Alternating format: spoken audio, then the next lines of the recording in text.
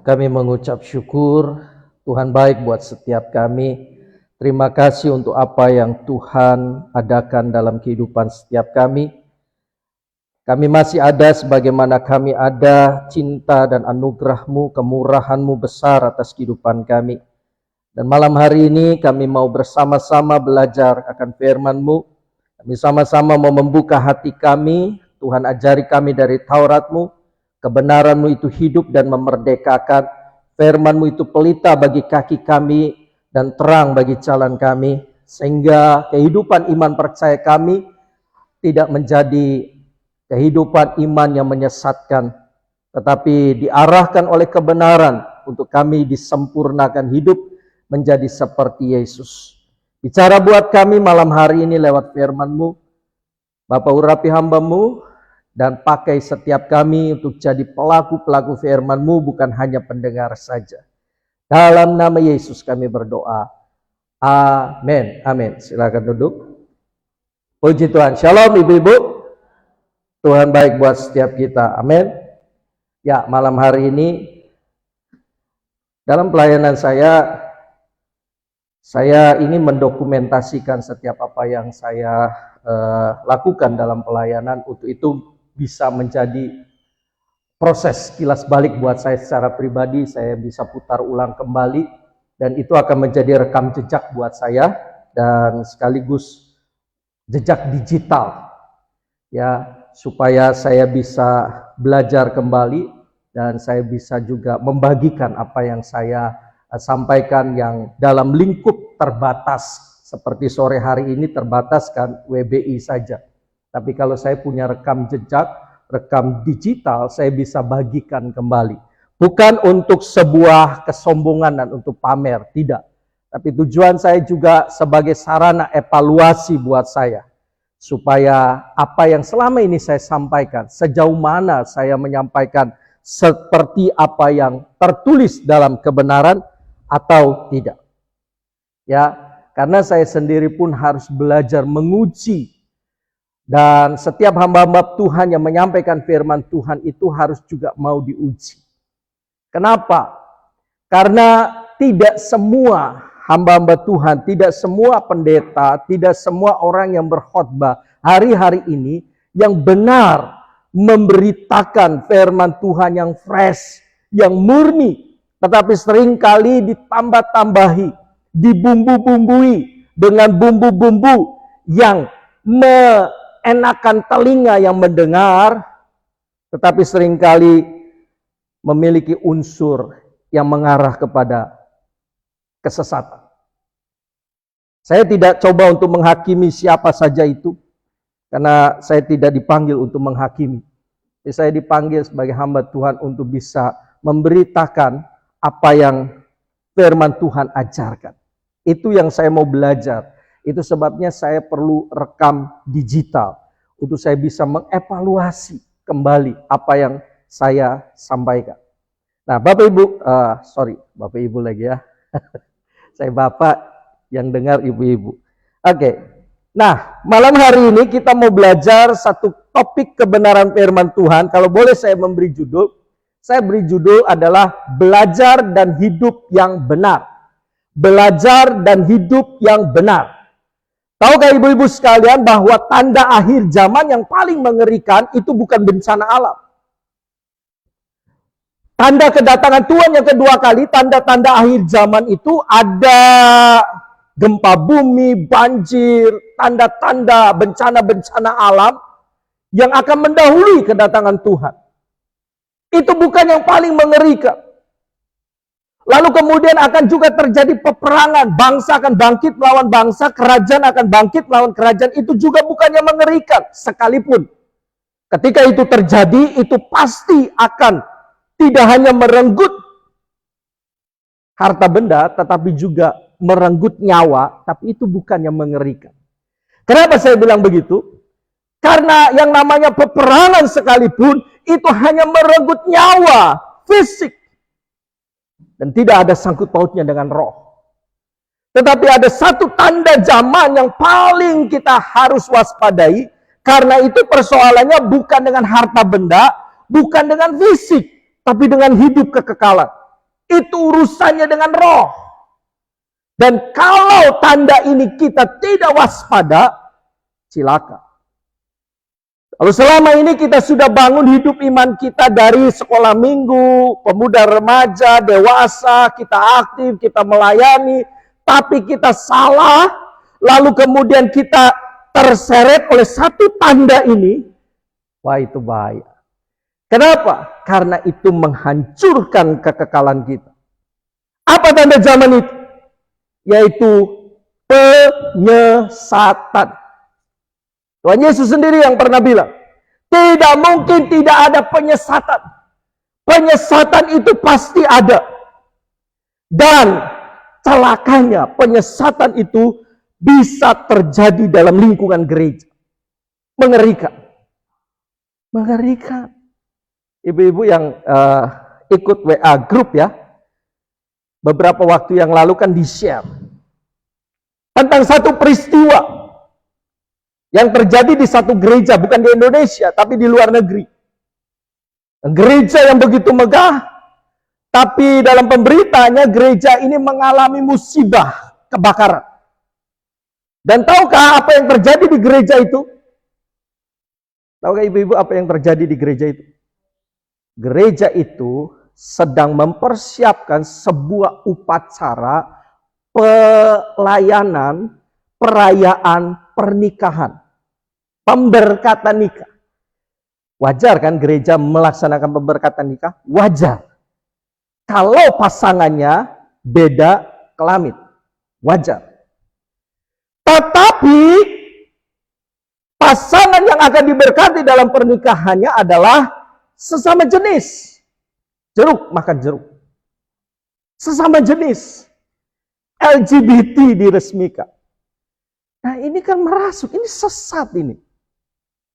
Ini baru ritual pemberkatan nikah. Bagaimana dengan pengajaran-pengajaran lain? Bagaimana dengan kesucian hidup? Bagaimana dengan melatih kehidupan iman supaya menjadi dewasa? Apa yang nanti yang akan diajarkan? Kalau konsep LGBT saja disepakati, disahkan. Aduh, ngeri sekali. Jadi, tanda zaman yang harus diwaspadai, yaitu penyesatan. Makanya berdoalah sungguh-sungguh. Dan juga jangan kita hanya sekedar menerima secara pasif kebenaran. Tapi terima kebenaran itu secara aktif. Jangan mentang-mentang ada satu hamba Tuhan yang begitu fenomenal. Lalu kita telan mentah-mentah semuanya. Rasul Paulus aja, sekelas Rasul Paulus aja, dia bilang begini. Uji, doakan kami supaya kami jangan salah mengajar. Sekelas Rasul Paulus. Dan Rasul Paulus memberikan peringatan kepada jemaat. Uji segala sesuatu dan pegang apa yang baik. Kenapa? Saya ngotot di sini, saya greget di sini. Kenapa? Ibu-ibu yang dikasih Tuhan. Karena kalau tidak, selama ini kita membangun hidup iman kita, perjalanan hidup kekristenan kita bertahun-tahun akan jadi hancur tanpa arti. Kalau kita jadi sesat. Karena bukan harta benda urusannya. Bukan fisik urusannya. Tapi kekekalan. Dan Yesus sendiri ngomong penyesatan tidak mungkin tidak ada. Pasti ada. Dan saya greget dengan hal ini. Kenapa? Karena setan suka di sini. Ketika kebenaran tidak dipahami secara menyeluruh, setan aman. Gereja tidak akan jadi ancaman bagi kerajaan setan. Kenapa? Karena gereja sendiri sesat. Tapi setan akan menjadi kewalahan, kebakaran jenggot, panas dia. Ketika gereja memahami kebenaran dan menghidupi kebenaran secara benar. Loh, apakah kebenaran itu tidak secara benar? Kebenarannya sih benar. Tapi orang yang menyampaikannya bisa tidak benar. Sekali lagi ya, firmannya Alkitab ini kebenaran. Tidak mungkin salah. Tapi yang jadi masalah si pemberitanya, si pengkhotbahnya, si hamba Tuhan yang notabene dikatakan hamba Tuhan, itu yang bisa salah. Dan kita perlu waspada. Saksi Yehova itu tidak pegang Al-Quran. Itu bukan pakai Tripitaka. Tidak pakai Weda. Apa yang dipegang oleh saksi Yehova? Alkitab. Jadi kalau kita berhadapan dengan saksi Yehova, kalau kita tidak betul-betul juga membentengi hidup kita, belajar firman, baca Alkitab setiap hari, kita akan terkesima dengan pengajaran saksi Yehova. Wih, hebat. Mereka ngelotok loh ayat-ayat. Saya mau tanya ibu-ibu, berapa banyak ayat yang ibu-ibu hafal?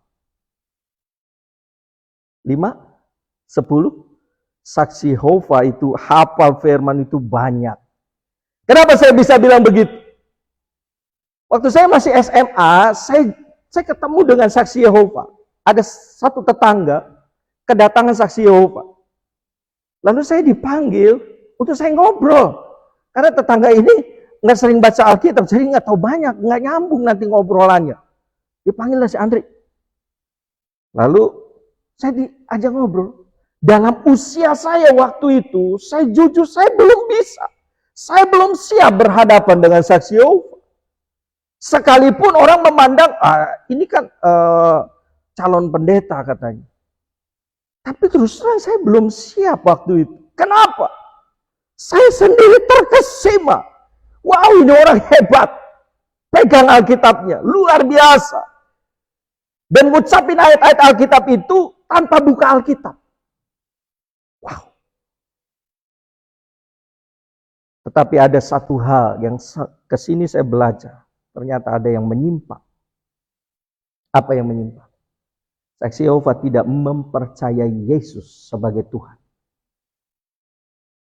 Saksi Yehova tidak mempercayai Tritunggal. Saksi Yehova tidak mempercayai Roh Kudus itu pribadi Allah. Roh Kudus itu hanya sekedar kuasa ucapannya Tuhan. Seperti misalnya kalau Jokowi nyuruh menterinya, Pak Menteri, datang ke satu tempat ini, coba cek, lakukan yang ini. Nah, perintahnya si Bapak Presiden Jokowi ini yang disampaikan kepada menteri, ucapannya itulah Roh Kudus menurut saksi Yehova. Ini dari mana? Padahal Alkitab jelas mengatakan Roh Kudus itu roh yang lembut, roh yang manis. Jangan disakiti, jangan didukacitakan. Kalau perkataan nggak perlu disakiti. Ada kita hati-hati dengan perkataan supaya kata-kata kita jangan tersakiti. Enggak kan? Kenapa? Karena kata-kata bukan pribadi. Cuman kalau kata-katanya sampai kepada pribadi pedas, itu bisa sakit hati yang dengar. Tapi kata-katanya ini kan bukan pribadi. Ya kan? Nah, saksi Yehova bilang Roh Kudus itu bukan pribadi, kata-kata itu. Itu penyimpangannya. Tapi yang dipegang masih Alkitab, Bu. Nah, sekarang kita mau belajar. Yuk kita belajar. Buka Alkitabnya. Mazmur pasal 18 ayat 21. Mazmur 18 ayat 21. Demikianlah firman Tuhan, Mazmur pasal 18 ayat 21. Demikianlah firman Tuhan. Tuhan memperlakukan aku sesuai dengan kebenaranku. Stop dulu sampai di sini. Tuhan memperlakukan aku sesuai dengan kebenaranku. Kenapa pemazmur tidak pakai kalimat Tuhan membenarkanku sesuai dengan iman percayaku?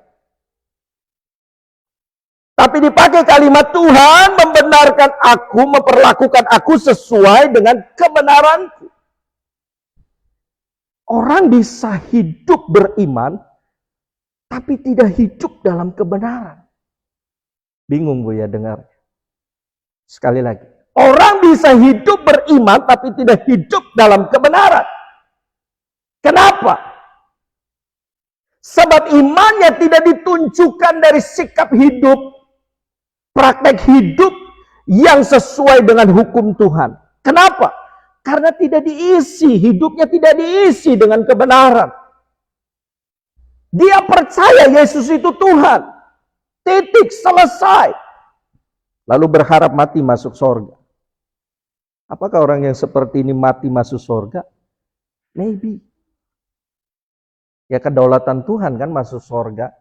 Tapi kalau kita check and balance, ya kan, check and recheck, rekam jejak kehidupannya.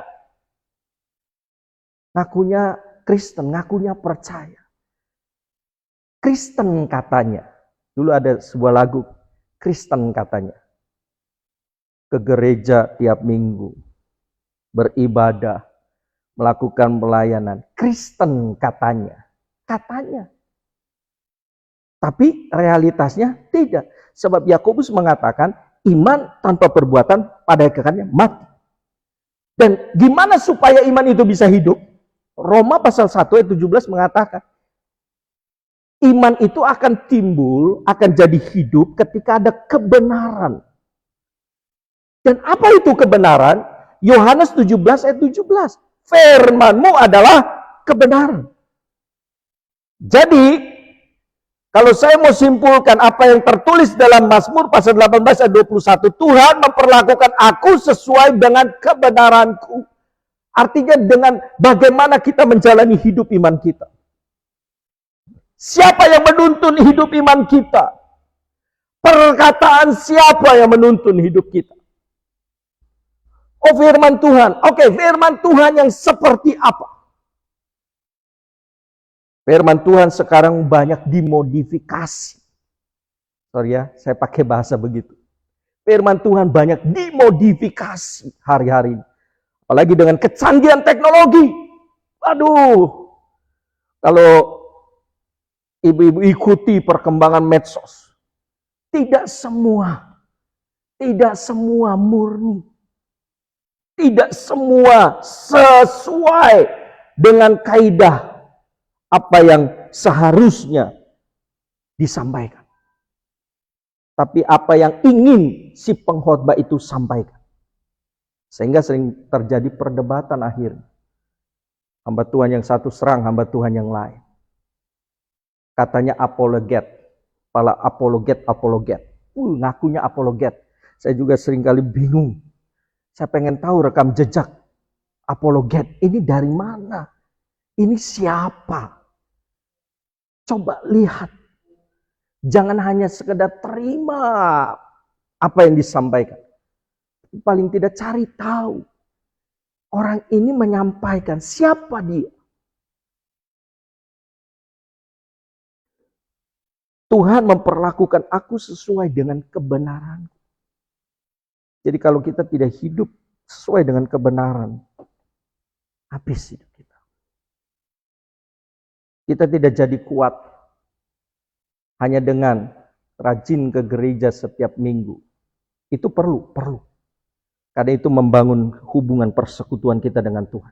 Yang ke gereja aja belum tentu kuat, apalagi yang tidak ke gereja. Kan harusnya pikirannya begitu. Jangan, wah, si Andri bilang tuh, yang ke gereja belum tentu kuat imannya. Oh ya udah, nggak usah ke gereja. Salah. Harusnya pemikirannya yang ke gereja aja belum tentu kuat imannya, apalagi yang tidak ke gereja. Kan harusnya begitu. Karena kalau di gerejanya ngapain? Ada banyak orang datang sih fisiknya, tubuhnya di gereja. Tapi pikirannya, kegiatannya, apa sih yang seharusnya dilakukan di gereja? Tidak mempersembahkan seutuhnya buat Tuhan. Di gereja masih ditemukan orang sibuk dengan handphone, ya orang sibuk dengan status media sosialnya. Orang masih sibuk dengan gadgetnya. Main game online. Aduh, pengen gitu ya. Suatu saat saya pegang pegang handycam, saya sorot, koneksikan dengan LCD. Latar belakang pujian atau latar belakang ayat firman Tuhannya itu adalah apa yang dilakukan oleh orang yang hadir di gereja. Cek orang Sunda pada ruas. Tahu Bu ya, pada ruas. Kaget! Saya bukan berarti mau mengajak untuk fanatik yang tidak benar. Iman itu harus fanatik. Kalau kita tidak fanatik, berarti kita belum serius.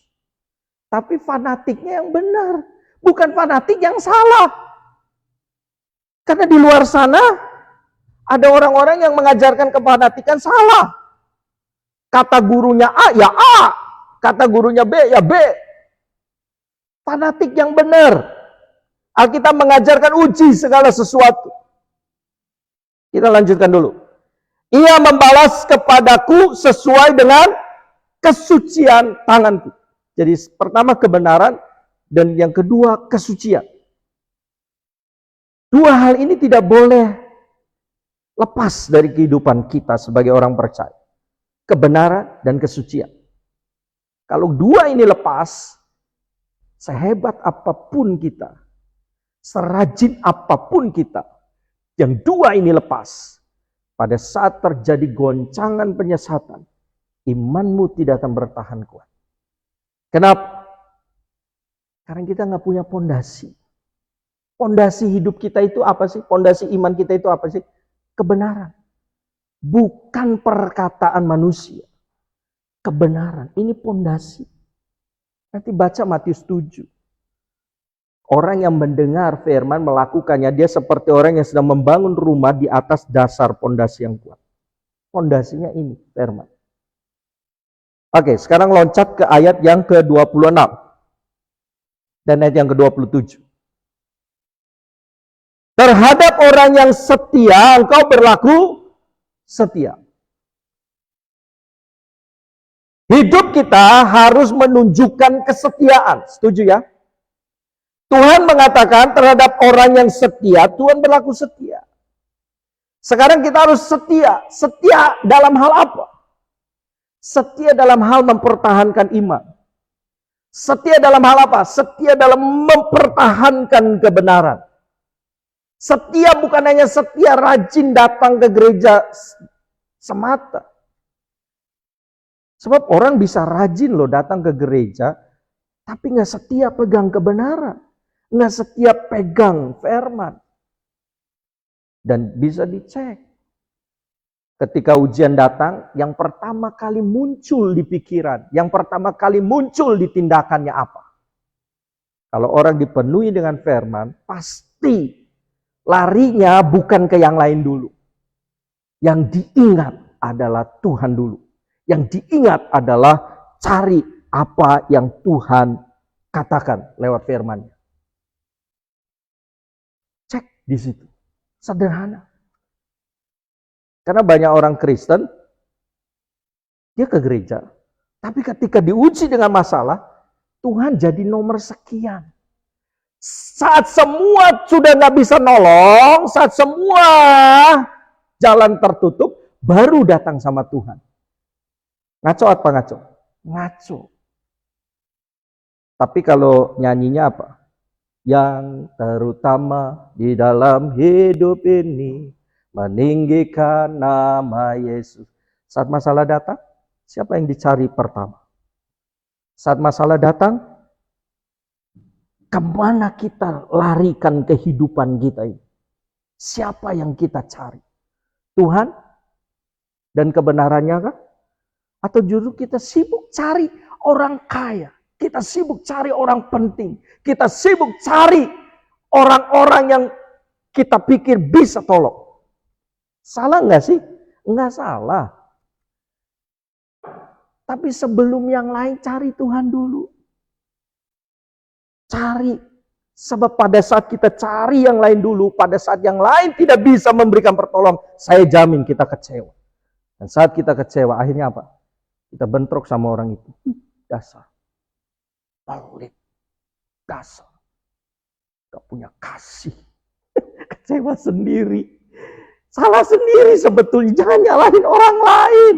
Alkitab nggak ngajar begitu. Pola Alkitab nggak ngajar begitu.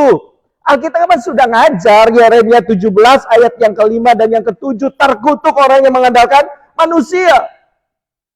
Kenapa kamu cari manusia dulu dibandingkan Tuhan? Loh, kita kan perlu realistis. Tuhan sudah kasih yang realistis. Tuhan nanti tunjukkan manusia siapa yang akan tolong kamu. Jangan kamu yang berusaha untuk tentukan Tuhan si A ya Tuhan. Ini kayaknya si A hebat Tuhan. Tuhan bilang, bukan si A. Aku punya si B. Cuma karena kita ngotot. Nah, akhirnya ketika si A tidak bisa tolong, kita kecewa. Dan yang paling parah, kita menyudutkan si A. Mengajar si A. Munafik. Di gereja kayak kelihatan paling suci. Gitu. Aduh, padahal salah dirinya sendiri. Ya kan, jangan salahkan si A. Kan si A juga manusia. Sama punya pergumulan. Nah, yang hal-hal yang seperti ini kita belajar untuk setia pegang kebenaran. Setia kepada Tuhan. Sederhana menguji. Dengan orang yang setia engkau berlaku setia. Terus, ayat 26 selanjutnya. Terhadap orang yang tidak bercela engkau berlaku tidak bercela. Nah, di kalimat ini yang saya mau tekankan. Terhadap orang yang tidak bercela. Kata tidak bercela, saya coba cari di dalam terjemahan Alkitab bahasa Inggris. Innocent. Innocent itu kata yang menunjukkan tidak bercela dipakai kata innocent. N-E-T. Net. New English Translate. Pakai kata innocent. Innocent itu artinya apa sih? Tidak bercela di sini. Artinya sama dengan pure. Murni. Pure. Clean. Sama dengan arti kata bersih. Dengan orang yang pure. Murni. Clean. Bersih. Tuhan akan berlaku tidak bercela. Nah, kita harus tidak bercela dari apa? Dari kebenaran-kebenaran yang tidak murni. Kita harus belajar untuk pegang kebenaran yang murni. Ibu-ibu, saya gemas sekali. Maaf, bukan saya mau menyombongkan. 4 tahun.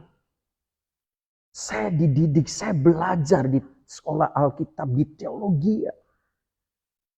Jadi saya bukan abal-abal menyampaikan sesuatu berdasarkan mau-maunya saya. Saya diajar 4 tahun. Saya digembleng 4 tahun saya dididik.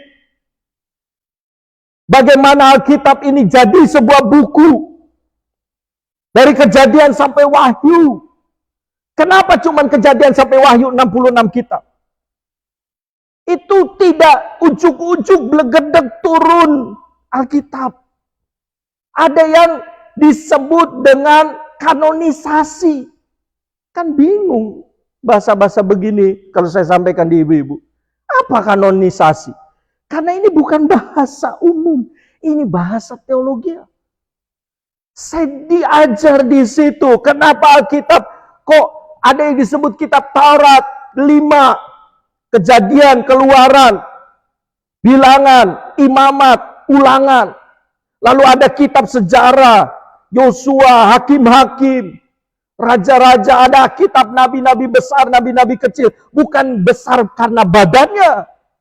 Bukan disebut, nabi-nabi besar Yeskel, masih Yeskel gendut. Bukan, besar di situ bukan fisiknya. Kenapa disebut nabi-nabi besar, nabi-nabi kecil? Diajar.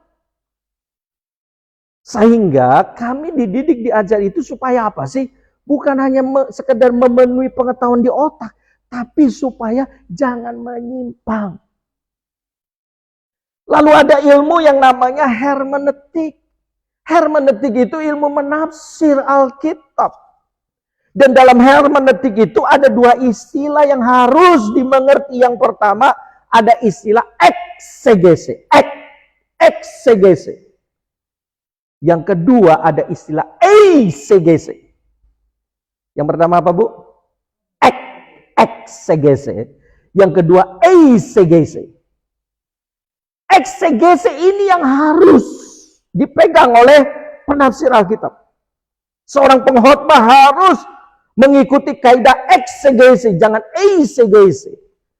Kalau eksegese, apa yang tertulis dalam Alkitab, apa yang Alkitab coba nyatakan, itu yang disampaikan.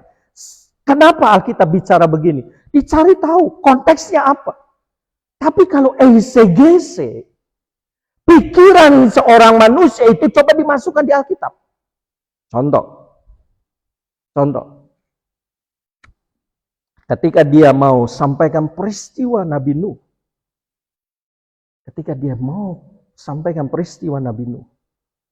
Nabi Nuh itu membuat sebuah bahtera. Bukan mobil, Bu ya. Sebuah bahtera. Bahtera Nabi Nuh itu ada 3 tingkat. 3 tingkat. Nah, kalau eisegese, dia cari tahu tuh. Bahtera Nabi Nuh itu 3 tingkatannya. Dia cari tahu 3. Wah, ini dia. 3 ini lambang daripada Allah Bapa, Allah Putra, Allah Roh Kudus. Ini eisegese. Lalu apa nanti kesesatannya?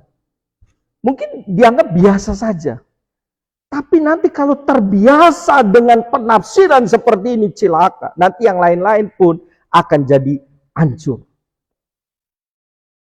3 tingkat. Main mencocok-cocokkan. Kenapa enggak sekalian? Kok cuma 3 doang tingkat? Kenapa enggak tafsir lagi? Bahtera Nabi Nuh dibikin pakai kayu gofir.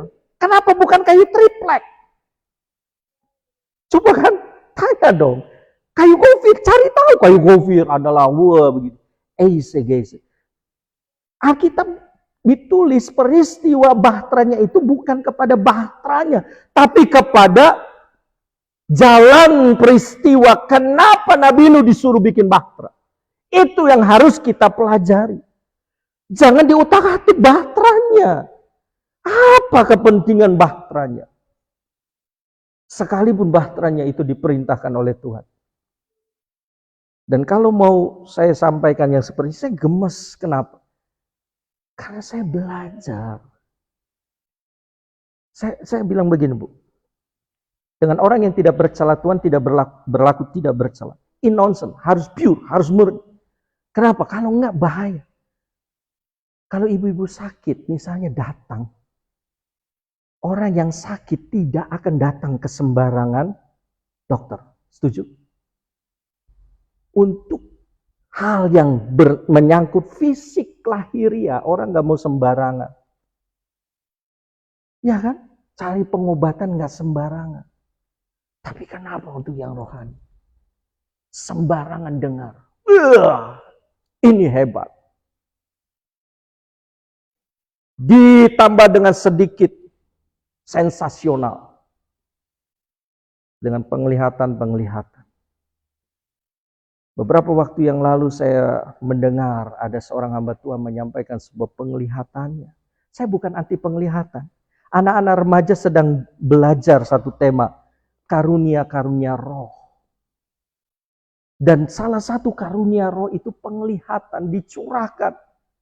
Saya bukan anti dengan penglihatan. Saya secara pribadi belum mengalami penglihatan terbuka. Tapi penglihatan tertutup saya pernah mengalami. Bingung kan ibu-ibu? Kok ada penglihatan terbuka dan tertutup? Bingung kan? Kalau nggak belajar bingung. Penglihatan cuma penglihatan gitu. Ada penglihatan terbuka, ada penglihatan tertutup. Penglihatan tertutup itu dengan mata yang tertutup seperti ketika tidak harus suasananya sedang tidur. Ketika ibu-ibu sedang dalam suasana doa, tutup mata, seperti ada layar lebar, seperti ibu-ibu nanti nonton TV, nonton film. Itu penglihatan tertutup. Ada penglihatan terbuka, seperti ibu-ibu sedang melihat orang ganteng di depan. Terbiasa jangan sampai tegang gitu kan. Ya kan, karena memang satu-satunya yang ganteng kan di sini cuma saya kan. Ya kan, masa saya bersaing sama Rafael. Ya, intermezzo saja, intermezzo. Jadi supaya jangan tegang gitu. Apa ya tadi ya? Penglihatan terbuka. Matanya nggak tertutup, matanya melek, tapi tiba-tiba seperti ada layar TV kelihatan. Saya percaya dengan penglihatan. Saya belum pernah mengalami penglihatan terbuka, tapi penglihatan tertutup saya pernah alami itu. Ketika saya mau mempersiapkan diri masuk sekolah Alkitab. Mengalami penglihatan tertutup. Kenapa? Karena waktu itu saya hampir gagal. Saya hampir nggak jadi sekolah Alkitab. Saya kabur dari sekolah Alkitab. Saya merasa, saya nggak betah. Saya kabur. Saya pulang. Saya bilang sama papa mama saya nggak jadi sekolah Alkitab. Karena ada sesuatu yang membuat saya nggak betah. Tapi apa yang terjadi? Malam hari, itulah saat saya mengalami penglihatan tertutup. Dan ketika itu saya melihat diri saya sedang lari. Dan ketika saya sedang lari, tiba-tiba di depan ada makhluk besar bercahaya dan bawa pedang. Stop! Dan saya langsung jatuh. Bah! Itu penglihatan tertutup. Stop! Saya ingat sampai sekarang. Tanda kalau itu dari Tuhan, nggak gampang lupa. Tanda, salah satu tanda, tidak gampang dilupakan. Saya ingat, saya mulai mikir, kenapa saya tiba-tiba lari, terus ada yang nyetop. Maksudnya apa ya? Stop, balik. Stop, balik. Oh, saya ngerti.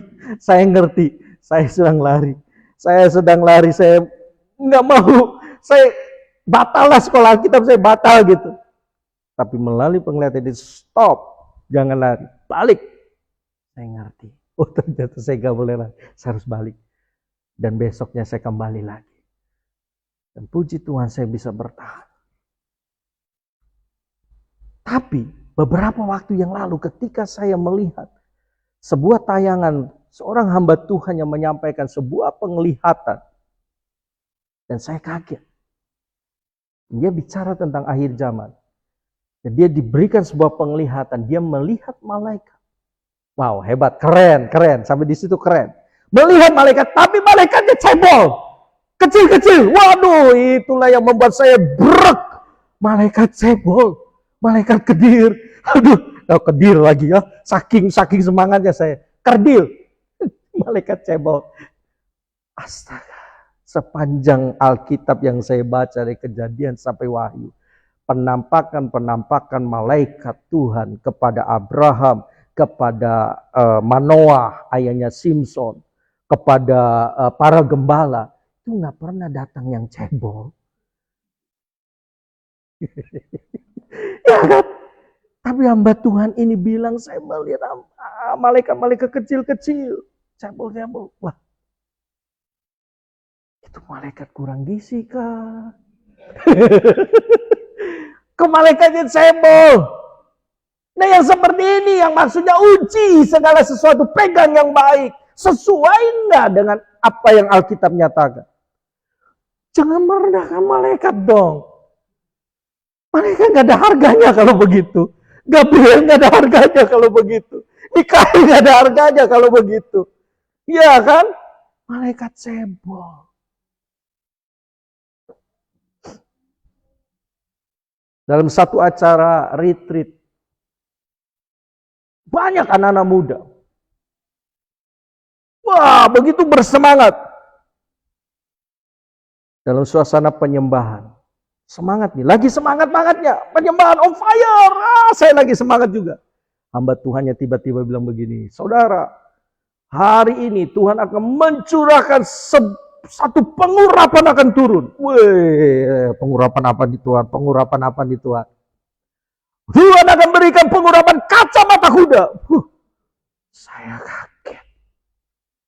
Pengurapan kacamata kuda. Di dalam Alkitab siapa yang pertama kali dapat pengurapan kacamata kuda? Adakah Elia? Adakah Abraham? Ya, kan bengong. Mulai dari ketika saya dengar urapan kacamata kuda, terus terang konsentrasi saya buyar dan saya tidak bisa nyembah. Kenapa? Karena konsep kacamata kuda. Mungkin pengertian si hamba Tuhan ini, kan kuda kalau dikasih kacamata, nggak lirik kanan, lirik kiri gitu, nggak nyimpang, fokus.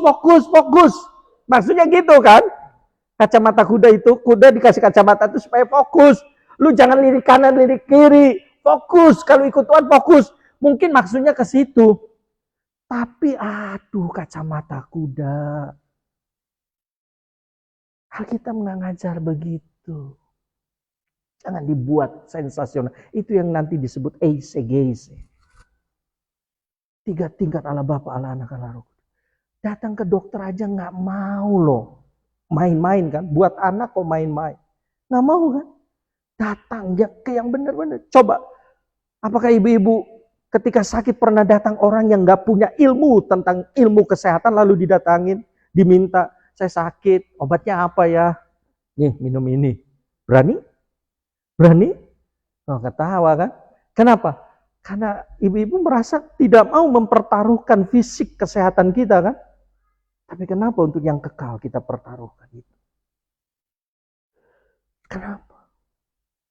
Dengan orang yang tidak bercela Tuhan berlaku tidak bercela. Belajar Alkitab yang benar sekarang. Bukan berarti orang yang sudah sekolah teologi itu pasti benar. Tidak. Gereja setan itu muncul bukan dari jemaat awam pendirinya. Gereja setan itu didirikan oleh seorang yang lulusan teologi. Jadi bukan berarti orang yang sudah sekolah Alkitab, sekolah teologi itu pasti benar. Belum tentu. Makanya Rasul Paulus bilang uji, belajar yang benar. Sekarang kalau kita cuman modalnya hanya nyarap secara pasif, kita tidak imbangi belajar, membangun keintiman dengan Tuhan, baca Alkitabnya di rumah setiap hari, lalu mulai tanyakan sama Tuhan, ajari Tuhan, ajari aku Roh Kudus. Kita nggak mungkin bisa. Gereja setan itu muncul, seorang pendirinya namanya Anton Sanderlave. Anton Sanderlave itu bukan jemaat awam, dia seorang teologi. Tapi karena kecewa. Saya nggak tahu kekecewaannya apa. Karena kecewa. Dan karena kecewa yang berat, dia jadi kuciwa. Karena kecewanya sudah melampaui batas. Dia jadi kuciwa. Anton Sanderlave, pendiri gereja setan. Pendiri sekte Saksi Yehova pun bukan orang awam. Seorang teolog. Jadi bukan berarti yang sekolah Alkitab pasti benar. Enggak. Saya enggak mengklaim bahwa saya sekolah Alkitab saya pasti sudah benar. Enggak. Bahkan saya sendiri takut sebenarnya kalau khotbah. Karena tanggung jawabnya itu lebih besar daripada tanggung jawab yang dengar. Seorang pengkhotbah di sini kalau salah menyampaikan sesat. Kalau saya berhadapan dengan 100 orang dan saya sesat menyampaikannya, berapa orang yang saya sesatkan? 101, termasuk diri saya. Kalau saya berdiri di hadapan 1000, lebih banyak lagi. Kacau kan? Dan ketika saya berdiri di tahta pengadilan Tuhan, apa yang kau buat selama hidupmu? Siapa yang dipercaya banyak, dituntut banyak. Ya, kalau mau bicara fair-fairan, takut sebetulnya saya. Kenapa? Makanya saya nggak boleh bermain-main. Salah, wah, habis saya. Makanya seorang pemberita firman Tuhan harus mau belajar. Jangan cuma ngandelin satu referensi, belajar. Dituntun oleh Roh Kudus dan juga belajar banyak. Paling tidak belajarlah membaca. Saya greget, saya gemas di situ. Kenapa? Saya berhadapan dengan satu orang yang saya pengen luruskan sebenarnya. Saya nggak ada motivasi lain. Supaya nanti ke depannya jangan salah menyimpang. Dibenturkan lagi dengan sebuah pernyataan. Jangan main-main dengan Tuhan. Tuhan itu yang melakukan sesuatu punya tujuannya. Saya ngerti. Nggak usah dijelasin ke situ, saya tahu. Jangankan Tuhan, saya pun ngerjakan sesuatu ada tujuannya. Ibu-ibu ngerjakan sesuatu ada tujuan, saya tahu. Jangan main-main sama Tuhan. Kalau Tuhan memakai hal-hal yang seperti itu adalah simbol-simbol dan jangan main-main dengan Tuhan. Loh, saya tahu. Alkitab juga bicara tentang lambang-lambang. Tuhan digambarkan sebagai gunung batu. Apakah gunung batu itu Tuhan? Bukan kan? Apakah Tuhan itu gunung batu? Bukan. Gunung batu ya gunung batu. Tuhan ya Tuhan. Tapi Mazmur mengatakan engkaulah gunung batuku. Apakah pemazmur nyembah gunung batu? Enggak. Ini bahasa kiasan. Saya ngerti ada lambang. Tapi ya harus mengerti konteks.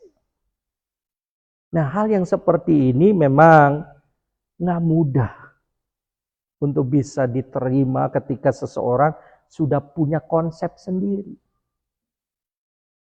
Bu, kalau seseorang mau belajar, tapi dia sudah punya konsep sendiri, gampang nerima nggak? Nggak gampang. Satu gelas yang di dalamnya sudah ada air keruh. Kalau kita mau bersihkan air keruh ini, supaya gelas ini bisa menerima air yang bersih, caranya gimana? Pecahin gelasnya, ditambah air apa? Ditambah air kotor, tambah air bersih. Nah, dengan ditambah air bersih, ada nggak yang harus menyingkir? Diganti kan? Nah, berarti yang diganti, apa yang diganti? Airnya. Berarti yang harus keluar yang mana? Yang keruhnya harus dikeluarkan kan? Sekarang, kalau yang keruhnya dipertahankan, sementara dia menganggap dia bersih, terus mau dikasih air yang bersih, dia nggak pengen sih terima yang bersih, tapi dia masih genggam yang kotor ini. Pertanyaannya, bisa terima? Sampai lebaran kuda. Sampai lebaran kuda nggak bisa. Kenapa?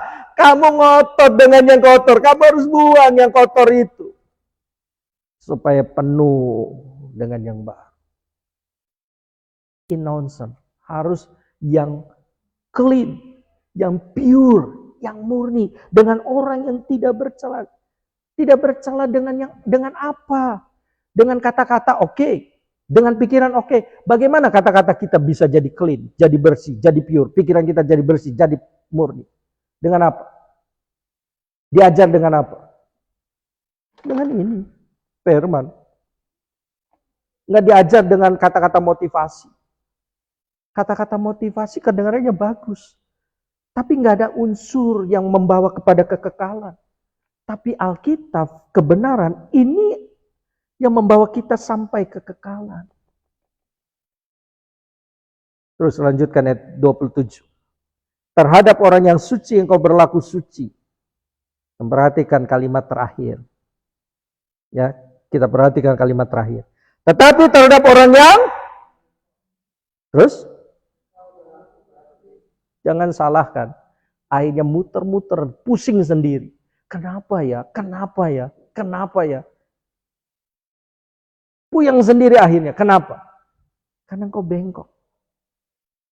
Tahu nggak Bu? Bengkok itu artinya apa sih? Iya, bengkok tidak lurus. Bengkok tidak lurus. Oke, ya betul, bengkok tidak lurus. Iya benar, bengkok tidak lurus. Tapi masih separuh. Bengkok tidak lurus. Iya benar, bengkok tidak lurus. Tapi ada yang tambahan yang perlu kita mengerti. Bengkok itu lurus tidak, patah juga tidak. Setuju nggak?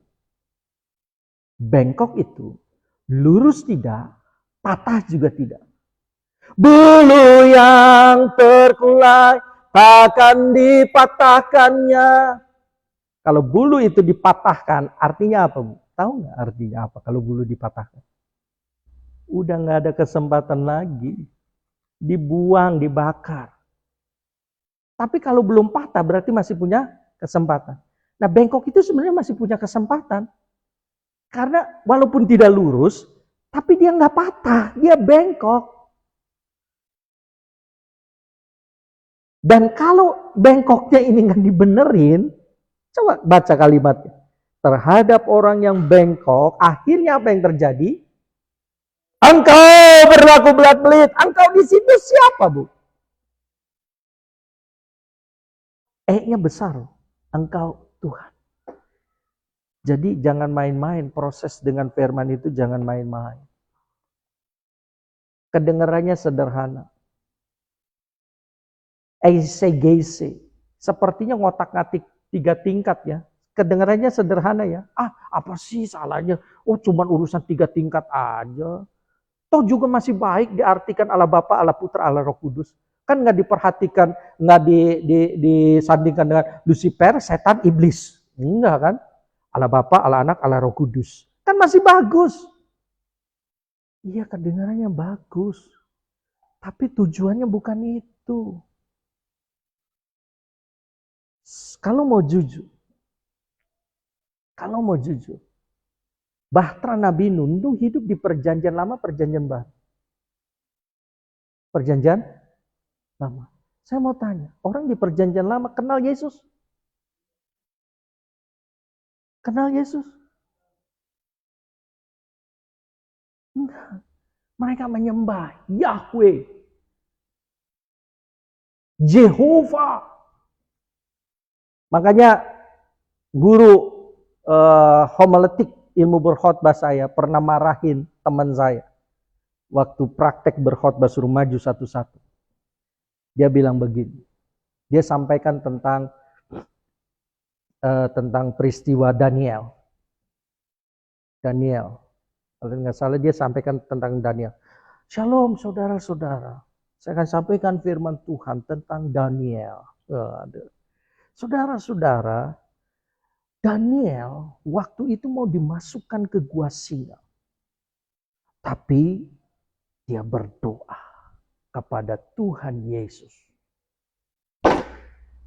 Dosen saya gebrak meja.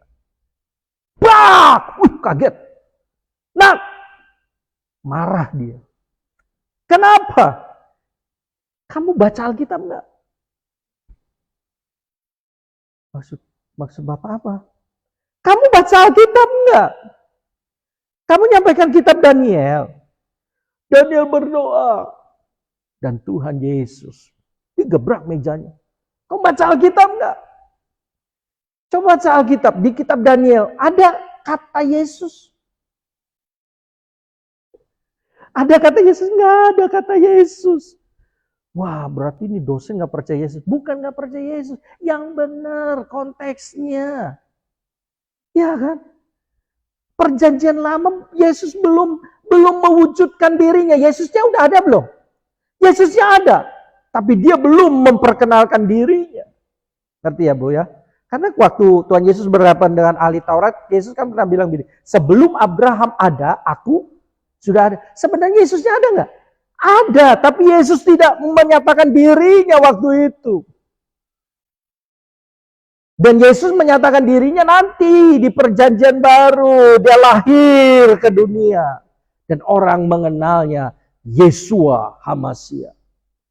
Di perjanjian lama belum. Nah, konsep Allah Tritunggal di perjanjian lama orang nggak kenal. Abraham nggak tahu tentang konsep Tritunggal. Nuh juga nggak tahu. Musa nggak tahu. Tapi kalau nanti kita ketemu, ya mereka akan tahu. Tapi waktu mereka hidup, mereka nggak tahu. Kenapa? Karena memang konsep Tritunggal, Trinitas itu di perjanjian baru disampaikannya dan abad mula-mula gereja. Dan kalau mau jujur pun sebenarnya konsep kata Trinitas, Tritunggal pun nggak ada di Alkitab. Tari dari Kejadian sampai Wahyu. Ibu-ibu pernah temukan kata Tritunggal? Nggak ada di Alkitab, nggak ada kata Tritunggal. Tapi konsepnya ya ada. Bapa, Putra, Roh Kudus ada. Di mana itu? Matius pasal 28. Baptis mereka dalam nama Bapa dan Putra dan Roh Kudus. Konsepnya ada. Tapi kata Trinitas, kata Tritunggal nggak ada. Nah itu maksudnya belajar firman yang benar. Saya tidak bisa memaksa. Tapi saya bisa mengajak. Saya tidak bisa memaksa. Tapi saya hanya bisa mengajak. Dan kalau mengajak, yang diajak boleh ikut, boleh tidak. Terserah. Tanggung jawab ada di tangan masing-masing. Tapi yang saya belajar selama ini yang saya pelajari. Kalau salah di dalam hal ini, habis kita. Tuhan Yesus sudah mau datang. Dan pengajaran akan semakin banyak. Sebab hari-hari ini yang namanya TikTok, yang namanya YouTube, yang namanya media sosial itu berkembang luar biasa. Dan mulai banyak bermunculan pengajaran. Waspadalah, waspadalah. Jangan telan mentah-mentah semuanya. Check and balance. Jangan tambahi, jangan kurangi. Ulangan 12 ayat 32. Ibu-ibu nanti bisa baca di rumah. Ulangan 12 ayat 32. Segala yang kuperintahkan kepadamu harus kamu lakukan dengan setia. Jangan engkau menambahnya atau mengurangi. Jangan coba menambah, jangan coba mengurangi. Kalau Alkitab tidak bicara ke sana, jangan coba-coba. Saya ingat dengan perkataan dosen saya pernah bilang begini. Kalau Alkitab diam, kita diam. Kalau Alkitab bersuara, kita bersuara. Kalau Alkitab berteriak, kita berteriak. Kenapa dosen saya bilang begitu? Ada seorang teman saya tutup dengan sebuah kesaksian apa yang saya pelajari waktu saya ada di sekolah Alkitab. Teman saya ini ngotot. Dia bilang begini, Pak, bagaimana cara kita menjelaskan kepada orang yang bertanya? Adam kan istrinya Hawa. Betul? Punya anak Kain dan Habel. Dari dua anak ini hidup semua? Enggak. Habel mati. Tinggal Kain. Kain cowok atau cewek? Cowok. Ada anak cewek? Enggak ada. Tapi kenapa manusia bisa berkembang? Apakah Kain itu menikahi Hawa mamahnya?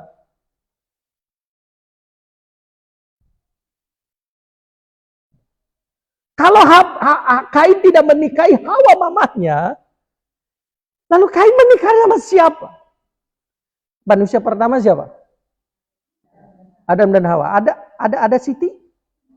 Ada Aminah? Ada Tati? Nggak ada kan? Nggak ada. Adanya Hawa, adanya Adam. Coba, ini pertanyaannya kayaknya pertanyaannya mengada-ngada, tapi coba kalau ada bertanya. Tapi manusia bisa berkembang biak. Yang jadi masalah si Kain. Jika nanti kan punya keturunan dari siapa? Dari Hawa.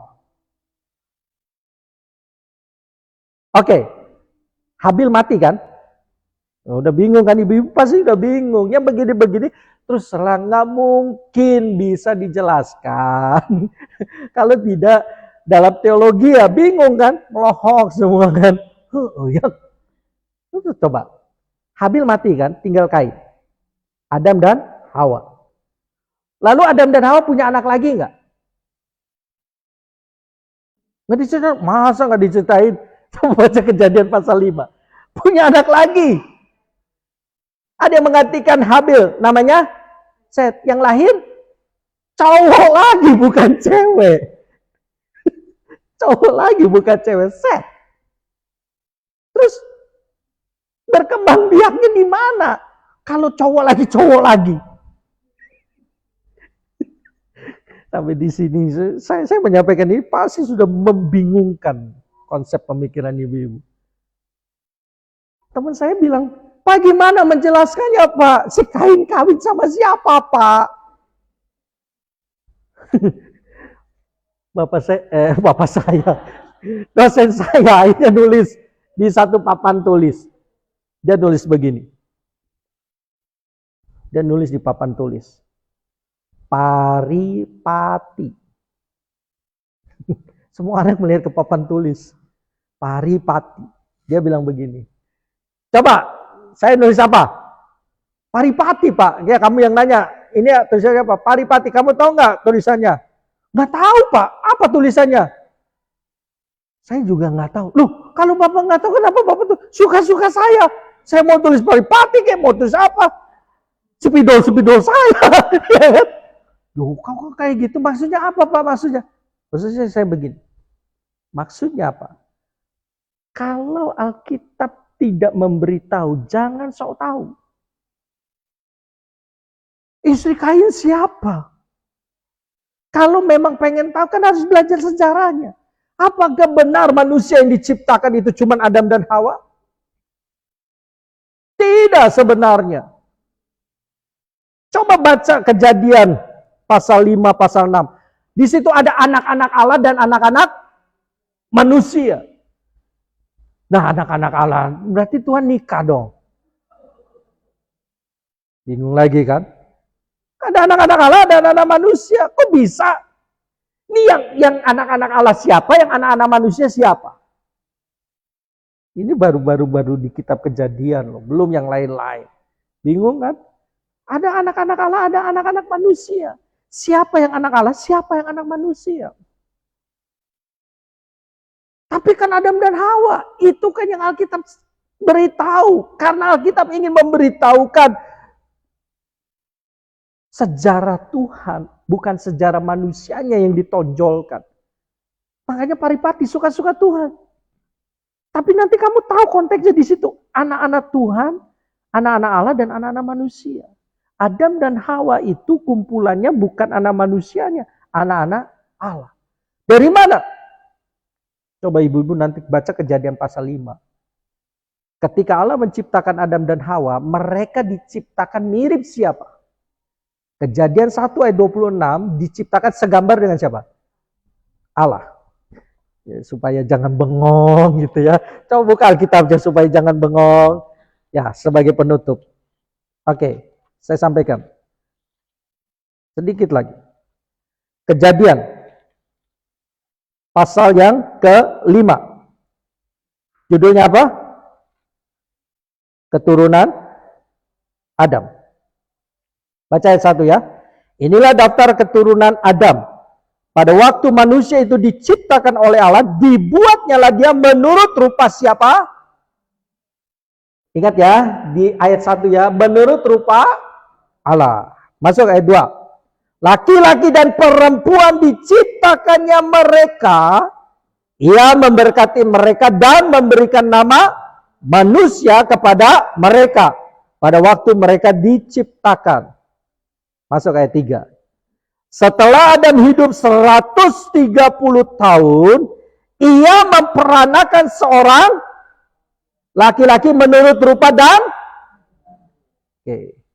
terus menurut rupa dan gambarnya, lalu memberi nama Set kepadanya. Bandingkan ayat 1 menurut rupa siapa? Allah. Masuk di ayat 3 menurut rupa siapa? Adam. Makanya orang tua kan tang ting tang tung tang ting. Anak siapa? Anak siapa? Wah, ibunya hilang ingatan. Maksudnya kan orang akan bilang, cantik ya, mirip mamanya. Seneng, cantik ya mirip papanya, ditabok. Masuk cantik mirip papanya. Ya kan? Mirip papanya ya, mirip mamanya. Seneng kan? Tapi coba kalau bilang, mirip tetangga ya. Perang dunia itu. Mirip siapa yang melahirkannya kan? Jadi kembali ke soal tadi paripati.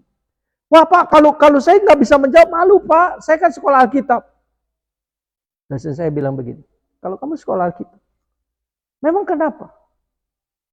Kenapa kamu malu? Kalau Alkitab diam, kenapa kamu malu? Kamu mau sok tahu daripada Alkitab. Tapi kan sudah sekolah Alkitab, lalu apa urusannya dengan sekolah Alkitab? Alkitab aja nggak bicara kok. Kamu mau sok tahu? Jangan sok tahu. Kita pegang apa yang seharusnya. Alkitab itu ditulis bukan untuk memenuhi keingintahuan kita. Tapi Alkitab ditulis untuk memenuhi kebutuhan kita akan Tuhan. Bukan keinginan kita. Kalau inginnya, pecahkan misteri.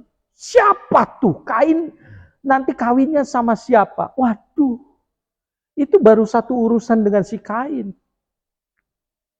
Ya kan? Belum lagi urusan-urusannya dengan yang lain-lain.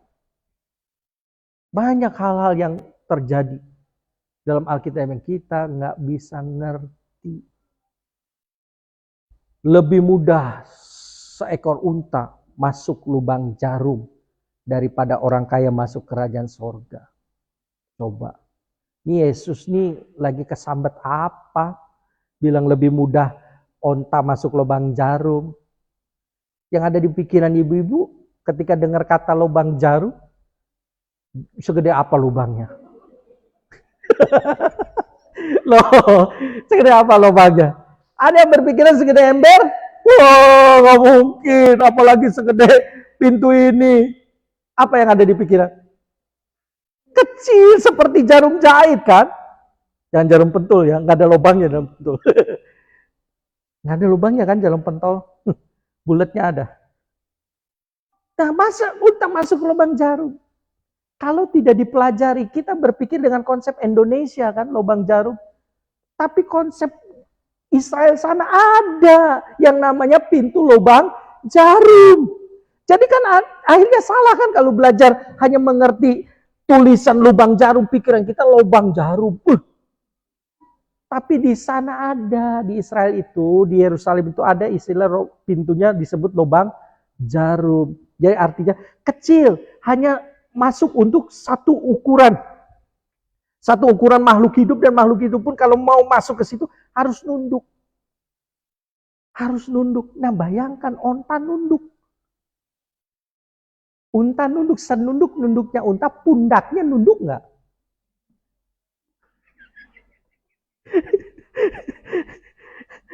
Unta kan punya pundak kan? Itu binatang terkuat katanya. Karena gunung di bawah-bawah terus. Unta itu harus nunduk. Nah bagaimana menundukkan unta? Kalau untanya nunduk, punggungnya nunduk nggak? Kalau pengen berhasil, pundaknya pun harus ditekan. Gunungnya itu harus ditekan. Pak! Masuk lo. Ditendang juga nggak mungkin, harus direndahkan serendah-rendah. Itu maksudnya. Jadi kalau belajar Alkitab itu kan ternyata nggak asal. Betul? Makanya saya greget. Saya sekolah. Bukan saya nggak sekolah. Kenapa saya berani bersuara? Karena saya sekolah. Saya pernah diajar. Jadi ketika ketemu yang begitu-begitu, ada sesuatu yang bentrok. Masa saya diam? Saya tahu kunci yang benar. Masa saya mau pertahankan, saya mau selamat sendiri? Jahat saya. Kalau saya mau selamat sendiri, jahat saya. Saya mau kasih tahu. Ya kan? Supaya jangan tersesat. Kalau saya sudah tahu yang benar, saya diam. Jahat saya. Dan pertanggungjawabannya nanti di hadapan Tuhan, saya nggak bisa bayangkan. Hai Andreas, kamu hamba yang jahat. Hanya dari hadapanku. Dipikir semua pendeta bisa masuk surga semua? Belum tentu. Makanya hati-hati. Pendeta aja nggak masuk surga. Apalagi jemaat. Maksudnya sama-sama yang benar gitu kan. Saya tidak bangga dengan jabatan kependetaan saya. Ya, karena saya pernah bilang, kalau ada orang yang menemukan satu fakta kesalahan tentang Alkitab saja, saya copot kependetaan saya tinggalkan. Tapi saya tahu, saya percaya ini kebenaran dan tidak ada kepalsuan di dalamnya. Makanya jangan salah menyampaikan, supaya ini benar-benar pure, murni. Amin. Karena kalau tidak, saya pun bisa masuk neraka kalau saya tidak hidup benar. Buktinya apa? Matius 7 ayat 21 sampai 23. Mereka sudah ngusir setan, mereka sudah bernubuat, tapi Tuhan berkata, "Enyah dari hadapan kamu pembuat kejahatan." Bukan judi, bukan berzina, bukan berbohong, nyembuhin orang, pakai nama Yesus, ngusir setan. Tapi kok Tuhan bilang, "Enyah kamu pembuat kejahatan." Coba Bu, logikanya di mana ya Tuhan itu? Orang sudah pakai namanya kok masih dibilang, "Enyah pembuat kejahatan." Ternyata kalau tidak sesuai dengan kaidah aturan yang benar, hati-hati. Amin. Mari kita berdoa. Terima kasih untuk kebenaran yang kami terima malam ini. Tuhan, tuntun setiap kami untuk kami menghidupi kebenaran, dan tolong kami juga untuk tidak mengikuti ajaran-ajaran yang menyesatkan. Roh Kudus, bantu kami supaya di akhir zaman ketika penyesatan semakin bertambah-tambah, kami tidak termasuk kumpulan orang yang akan disesatkan dan bahkan lebih parah kami menjadi penyesat. Di dalam nama Yesus, yang kebenaran yang murni, kebenaran firman yang akan menuntun kehidupan kami menjadi semakin dewasa kerohaniannya, kami mau terus dibentuk dan diisi. Kami mau sediakan waktu setiap hari untuk kami mempelajari firman, sehingga kami tidak hanya menjadi pendengar yang pasif setiap kali ada pengkhotbah yang menyampaikan firman. Kami mau menjadi pendengar yang aktif, yang sungguh-sungguh mempelajarinya secara benar. Sehingga ketika ada sesuatu yang menyimpang, kami tahu bagaimana kami harus menyikapinya. Di dalam nama Yesus kami berdoa. Amin. Amin.